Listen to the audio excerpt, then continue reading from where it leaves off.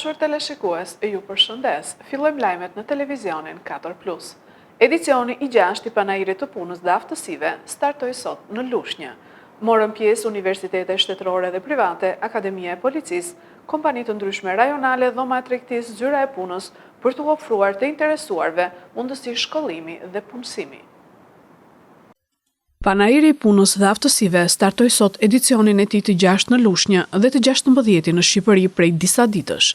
Pjesëmarrja ishte e lartë, pasi në panair ishin të pranishëm përfaqësues nga universitete shtetërore dhe private me oferta të shumta kryesisht për maturantët, kompani të ndryshme që kërkojnë punonjës të specializuar, përfaqësues të forcave të armatosura, përfaqësues të Akademisë së Policisë, dhoma e tregtisë dhe industrisë dhe zyra e punësimit Lushnjë. Marina Pilinçi, përfaqësuese e dhomës së tregtisë dhe industrisë, tregon që interesi rritet çdo vit, sidomos i gjimnazistëve që marrin informacionin e nevojshëm për të bërë zgjedhjen e duhur të universitetit ku do të vazhdojnë studimet e larta. Synimi i këtij panairi është palosja e universiteteve me ofertat e tyre të studimit, në mënyrë që dhe gjimnazistët të cilët mbarojnë si vjet të orientohen më mirë përsa i përket ofertave studimit të cilat janë prezente përsa i përket tregut të universiteteve. Gjithashtu në këtë panair kemi prezente edhe kompanitë më të njohura, të cilat kanë shpallur dhe vendet e tyre vakante dhe i bën një orientim punkërkuesve përsa i përket vendeve të tyre vakante të cilat janë prezente në tregun e punës sipas tendencave më të reja të tyre. Gjithashtu në këtë panair kemi prezente edhe zyrën e punës, e cila i ofron një orientim më të saktë punkërkuesve se cilat vende vakante do të thënë janë të shpallura dhe për cilat ato mund të jenë më shumë të interesuar. Shohim një rritje të interesit të studentëve, sidomos në fushat e infirmierisë, në fushat e ekonomisë, stomatologjisë, por edhe fushat të tjera si drejtësia ose shkencat e telekomunikacionit ose qoftë edhe arkitektura. Do me thënë nga viti në vit janë rritur edhe tendencat për deg edhe më të veçanta se që mund të kenë qenë për shumë dhe herët e tjera. Me panairin që zhvillohet nga Ministria e Arsimit çdo vit, edhe Akademia e Policisë është pjesëmarrëse. Kërkesat dhe aplikimet në Akademinë e Policisë janë çdo vit edhe më shumë. Ky panair ka shërbyer shumë për promovimin e akademisë dhe për nxitjen e studentave, maturantëve të rinj për të aplikuar pranë Akademisë së Sigurisë. Përfaqësuesit e zyrës së punës shprehen optimist për punësimin e personave të papunë bazuar nga kërkesat që kompanitë kanë. Ky panair shërben shumë, pasi vijnë të rinj, të cilët janë të interesuar për vende të lira pune dhe për kurset e formimit profesional, të cilët ofrohen pa pagesë nga zyrat e punës.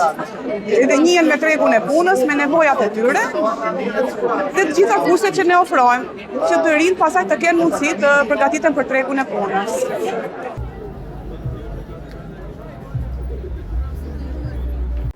Gjithashtu edhe në Fier u çel sot panairi i punës dhe aftësive, ku morën pjesë 50 kompani rajonale, të cilat shpallën 1800 vende të lira pune.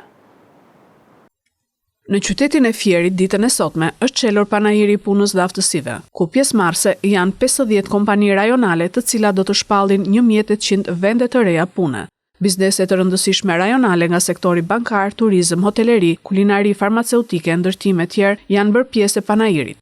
Kjo është një traditë shumë vjeçare e nisur nga Tirana dhe e shtrirë në të gjitha qarqet e vendit. Në këtë panair gjithashtu prezantohet platforma e punësimit online puna.gov.al, ku çdo qytetar mund të aplikojë edhe nga shtëpia dhe mund të vihet në kontakt me punëdhënësin. Aktualisht në portalin e punësimit janë mbi 5500 vende të lira pune që publikohen çdo muaj dhe mundësitë e punësimit janë të shumta. Shkollat dhe qendrat e formimit profesional gjithashtu janë pjesë e panairit dhe nxënësit në prag diplomimi mund të gjejnë punë në specialitetet e tyre. Neve më shumë promovojmë qendrën e formimit profesional publik Fier, që të gjithë qytetarët, të gjithë njerëzit e interesuar, grupet e interesit, që duan që të specializohen në një zanat, të vinë te qendra e formimit dhe të bëjnë zanatçi me qëllim që të punësohen duke hapur subjekte private, duke u vetë punësuar, ose duke punësuar dhe në kompani të ndryshme, qofshin private, qofshin dhe publike. Janë shumë të kërkuara, cilat gjenden në gjitha bizneset që janë pranishme në panair, po jo vetëm siç e theksova, këto vende janë të publikuara online dhe në portalin e punësimit dhe aftësive, ku çdo qytetar mund të vijë në kontakt, mund të informohet, mund të aplikojë dhe do i ftoja të gjithë pas këtij panajirit paraqiten dhe vjen aktivisht në kërkim të një pune dhe përmes zyrës punës, i cili është i shtrirë në qytetin e Fierit, po gjithashtu edhe në bashkitë e tjera të qarkut Fier. Gjithashtu, ky panajir u mundëson të rinjve të projektojnë të ardhmen pasi të zotërojnë një profesion. Sot në takimin me qytetarët, kryeministri Rama foli për zhvillimet e fundit lidhur me drejtësinë dhe luftën kundër korrupsionit, kurse kryetari i Partisë Demokratike Berisha akuzoi qeverinë dhe Ramën se kanë shkatërruar strukturat kulturore. Kryeministri Edi Rama zhvillimet e fundit lidhur me drejtësinë dhe luftën kundër korrupsionit i ka komentuar në takimin me qytetarët. Ai shpreu dhimbje për personat që deri dje kanë qenë pjesë e shoqërisë dhe sot janë në duart e drejtësisë, por tha se qytetarët duhet të jenë krenar për hapjen e procesit dhe për angazhimin që ka ndërmarrë qeveria për të sjellë përpara drejtësisë ata që janë përgjegjës për veprime të palishme. Korrupsioni ka marrë një goditje shumë të madhe. Sot tani, mbasi të mbaroj, unë nuk do të ri dot më në Durrës, megjithëse kam shumë dëshirë që të ri akoma, se ka shumë gjëra për të parë me anin nga punët, do shkoj në Tiranë sepse bëhet prezantimi i një raporti shumë të rëndësishëm të Këshillit të Evropës që lidhet me korrupsionin. Dhe ku Shqipëria përsëri vlerësohet lart për çka ka bërë. Tani kjo histori nuk mund të jetë që hajdut, kështu bën betkot. Dhe ne duhet jemi krenar, jo që nuk duhet të ulim kokë, duhet jemi krenar për faktin që përtej dhimbjes që kemi personale për arsye njerëzore, se nuk na vjen mirë që të shohim dikë që deri dje ka qenë mes nesh dhe sot është në duart e drejtësisë, por ama nuk ndodhte kjo kurrë nëse nuk do ta kishim hap ne këtë kapak. Nuk ka pas kurrë një ministër në historinë e Shqipërisë që e ka marrë një prokuror i pavarur dhe i ka thënë hajde këtu se do të pyes.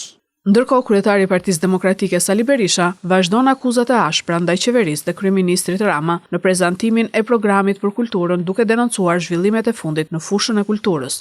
Ai kujtoi përpjekjet për të shkatërruar strukturat kulturore dhe përpjekjet e artistëve për të mbrojtur teatrin kombëtar, duke cilësuar shembjen e tij si një akt të pashembullt që kishte për qëllim ruajtjen e trashëgimisë kulturore. Sot Tirana është qytet i vetmi kryeqytet në botë pa teatr kombëtar. Në një kohë kur kishte një teatr 100 vjeçar. Sot Tirana është një qytet që ka një galeri artësh të shtruar në magazin, ku piktorët nuk mund të ekspozojnë veprat e tyre. Sot, fëmijët nuk ka një teatr, si që kishin gjerdje, dekada. Sot, libri tatohet në mënyrën më të pamëshirë. Muzeu mbyllet në thojza për rikonstruksion për qëllimin e vetëm për të vjedh 10-12 milion euro dhe për të ndërtuar një kull duket aty në bordën e tij.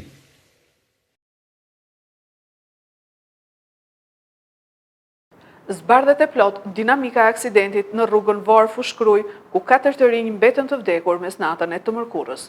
Shoferi betonjeres së ndaluar nuk kishte ndezur sinjalet. Dinamika e aksidentit në rrugën Varr-Fushkruj, ku mbetën të vdekur 4 të rinj mes natën e të mërkurës, zbardhet e plot. Policia ka parë në kamerat e sigurisë se automjeti me 4 të rinjt ka parakaluar 2 kamion që lëviznin në rrugën Varr-Fushkruj dhe më pas ka hyrë sërish në rrugë në sensin e drejtë, duke vazhduar udhëtimin, por u përplas me betonjeren që kishte ndaluar. Në dëshminë e tij, shoferi 24 vjeçari betonjeres Aleksandër Krashi ka dëshmuar se sapo ka hyrë në rrugën kryesore i është fikur mjeti, pasi i kishte mbaruar nafta. Ai tha se harroi të ndez bllokazhin e makinës kur shkoi në një karburant aty pranë për të marrë naftë. Në dëshminë e parë, shoferi nuk ka treguar të vërtetën dhe ka thënë që ka qenë në lëvizje, por në dëshminë e dytë ka dhënë variantin e mësipër. Ndërkohë ka dyshime që këtij të fundit i është prishur betonierja dhe më pas i është fikur dhe nuk ka ndezur asnjë dritë blokazhi dhe nuk ka vendosur as sinjalistikën e nevojshme në rrugë. Pra trekëndshin e sigurisë që përdoret në raste defektesh të tilla për të paralajmëruar automjetët në ardhje.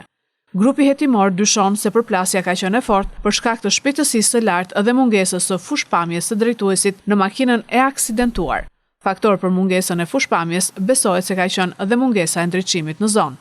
Bazuar në ekspertizën e kryer nga grupi hetimor, kur është përplasur me betonieren, mjeti ku ndodheshin 4 të rinj ka qenë me shpejtësi rreth 140 km/h.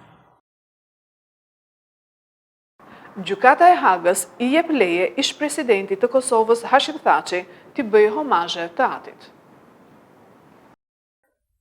Ish-presidenti i Kosovës Hashim Thaçi i dha sot lamtumirën e fundit babait të tij Haxhi Thaçit, i cili ndroi jetë të dielën më 16 mars. Sipas mediave në Kosovë, raportohet se aeroplani privat me të cilin udhëtonte Thaçi u nis nga Rotterdami në orën 8 të mëngjesit dhe mbërriti në aeroportin e Prishtinës rreth orës 10. Gjykata speciale me argumentimin se i kishte dhënë leje që të vizitonte baban për herë të fundit në spital vetëm pak ditë para se ai të ndërronte jetë, nuk e lejoi ish-presidentin të merrte pjesë në ceremoninë e varrimit të babait të tij që u mbajt të martën më 18 mars në varrezat e fshatit Buroj të Skënderajt. Nën masa shumë të rrepta sigurie, Thaçi takoi për herë të fundit babain e tij Haxhi Thaçi në spital më datë 13 mars, pas miratimit të kërkesës së avokatëve të tij nga Gjykata Speciale e Hagës. Kjo është hera e katërt që Thaçi lë burgun përkohësisht dhe kthehet në Kosovë, që prej nëntorit të vitit 2020 kur është dërguar në Hagë nën akuzën e krimeve të luftës. Ky është edicioni lajmeve për sot. Lajmet i gjeni dhe në internet në website-in 4plusmedia.tv. Bashkë, mirupafshim.